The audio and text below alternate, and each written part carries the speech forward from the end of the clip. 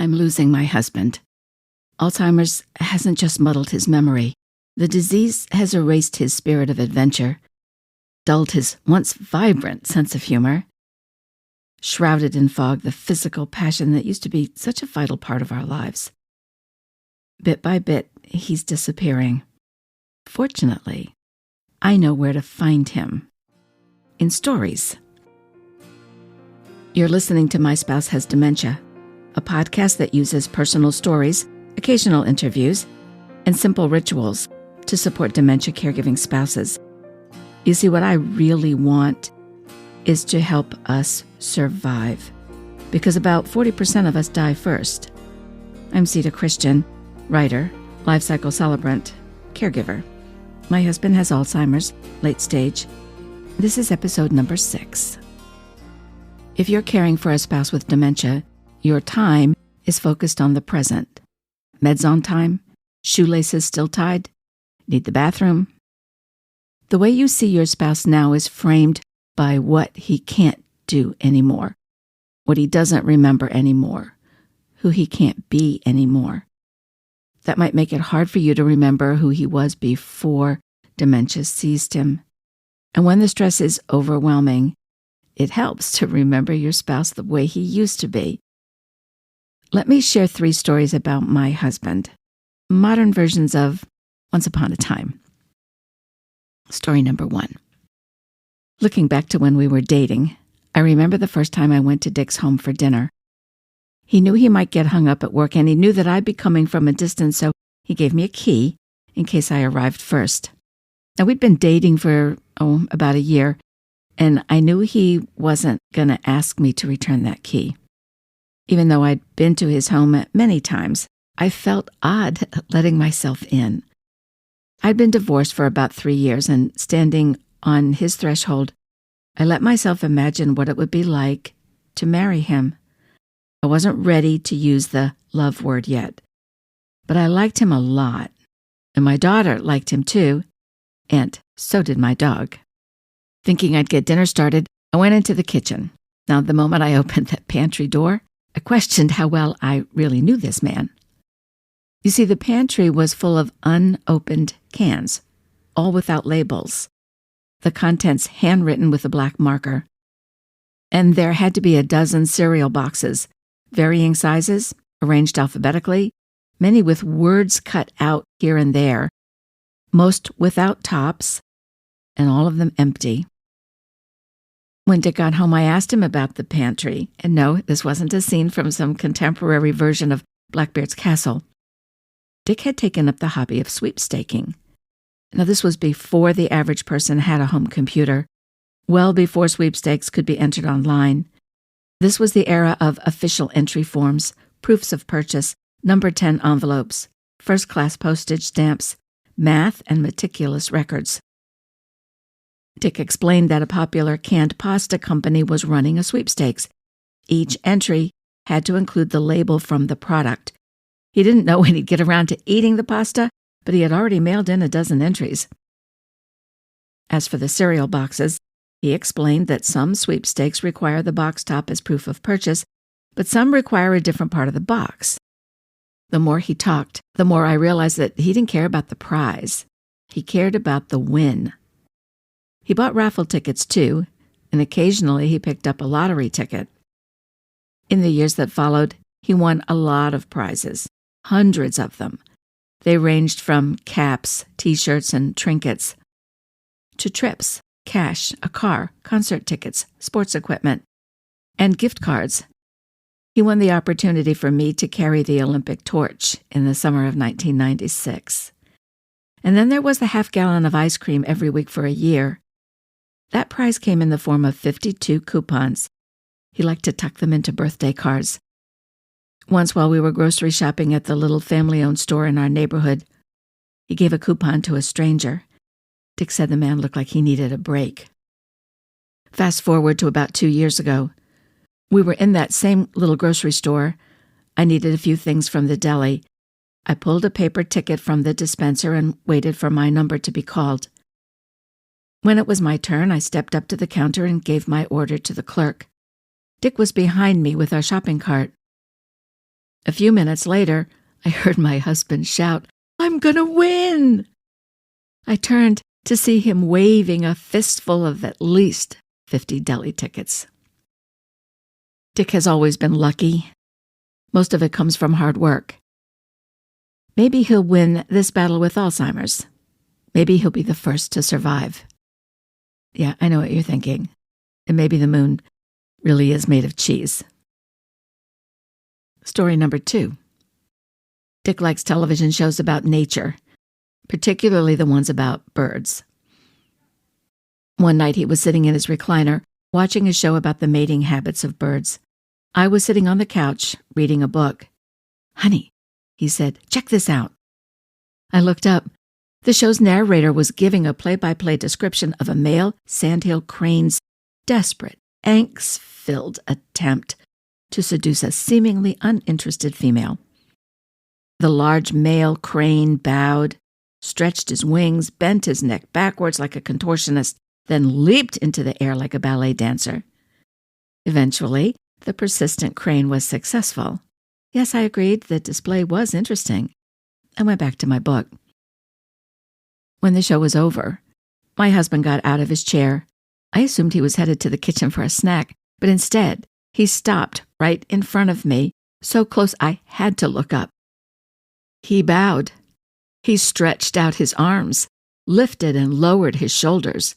He craned his neck towards his back, and the man leaped into the air, not once, not twice, but 3 times. I was dumbfounded. And then I saw the twinkle in his eye, and I understood when he said, "Is it working?" Yeah, it worked. Story number 3. The last story I want to share begins early one summer morning in 2016 or thereabouts. I was still asleep until Dick ran up the stairs yelling that there was a rat in the living room. Yeah, a rat. I jumped up, I got dressed, and I called Tom, the property manager for our condominium complex at the time. He came right over and brought a trap with him. Tom and a few of our neighbors knew that Dick had recently been diagnosed with Alzheimer's. Tom asked Dick if he was sure that what he saw was a rat and not a mouse. Dick was adamant he saw a rat, and it was a big one, right there in the living room where the 2 men were standing. Keep in mind now, we live across the road from a nature center, and wildlife is everywhere. I reminded Tom that Dick had been an avid hiker and lived on the Appalachian Trail for 6 months. He knew the difference between a mouse and a rat. Tom looked around the room, in the corners, behind furniture. Nothing. Then he moved a tub chair. No longer concealed by the upholstered skirting, the rodent, a little chipmunk, ran into the kitchen and disappeared. I relaxed. Yes, a chipmunk is a rodent, and it had to be removed from our home. But it was a chipmunk, not a rat. Tom set a trap in the kitchen. The day passed, and so did the next. Trap stayed empty. Meanwhile, I researched the dangers of being bitten by a chipmunk. I checked to be sure we had plenty of antibiotic ointment, just in case. On the morning of the 3rd day, Dick again went downstairs before I did. He heard a noise coming from the half-bath off the kitchen, and he went to investigate. The chipmunk was swimming inside the toilet bowl, frantically, futilely, trying to climb up the slick porcelain wall. Dick shouted for me to come downstairs. He told me to get the Sam Adams ice bucket, a sweepstakes prize. He would have gotten the bucket himself, but he wanted to keep an eye on the chipmunk in case it jumped out of the toilet. I got the bucket. Dick was about to reach into the water to pick up the clearly weakened creature until I told him that, chipmunk bites are dangerous. It might have gone into the toilet because it was thirsty, and it might be thirsty because it had rabies. My husband thought for a moment, and then he disappeared into the garage. A few minutes later, he came back with an extra-long shoelace he had removed from one of his hiking boots. I watched as he tied one end of the shoelace into a noose. As though demonstrating one of the life-saving skills he had learned from the Appalachian Mountain Club, He slowly lowered the noose into the water. He told me where and how to hold the bucket. He talked to the chipmunk. "Don't worry, little fella. We'll get you out of there." And soon I was echoing him, "Hang in there, little guy. You're going to be okay." An agonizing 15 minutes passed. Every time Dick thought he could slip the noose around the chipmunk's body, the soggy ball of fur just swam in the other direction.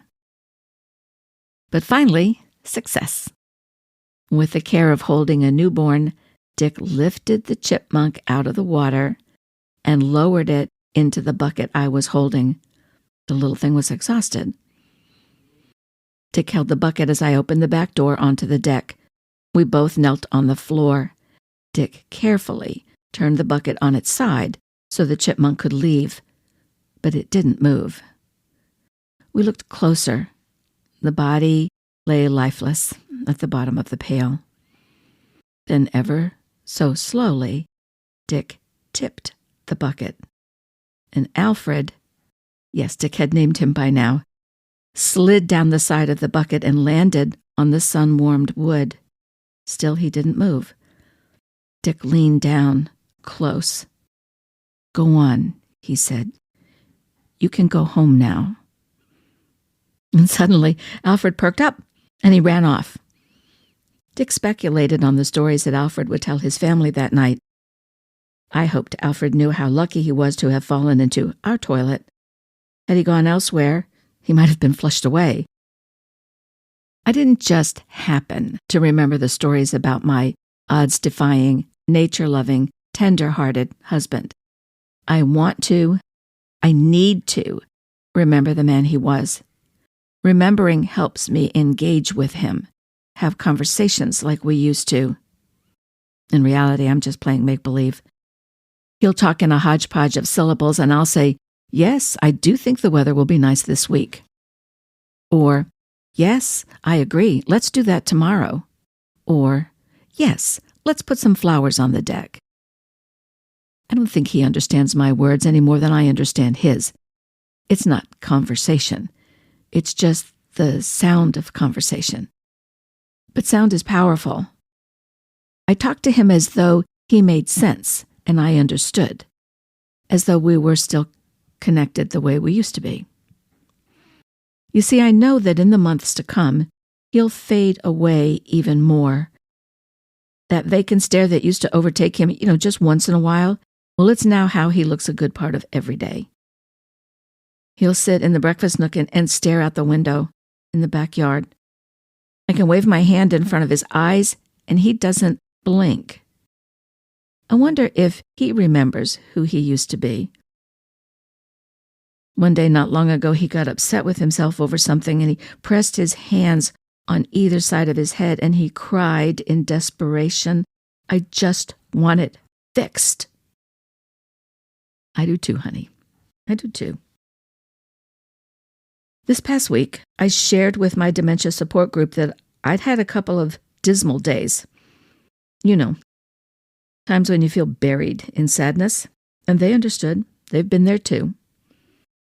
Each of us is grieving a loss that just hasn't happened yet, but it will. And it's a loss that constantly wears us down. I shared with them that in addition to remembering the person Dick used to be, I'd spent time remembering the person I used to be. And that's what had landed me in the pity-party pit of despair. That's also what helped me climb out. I'm a storyteller.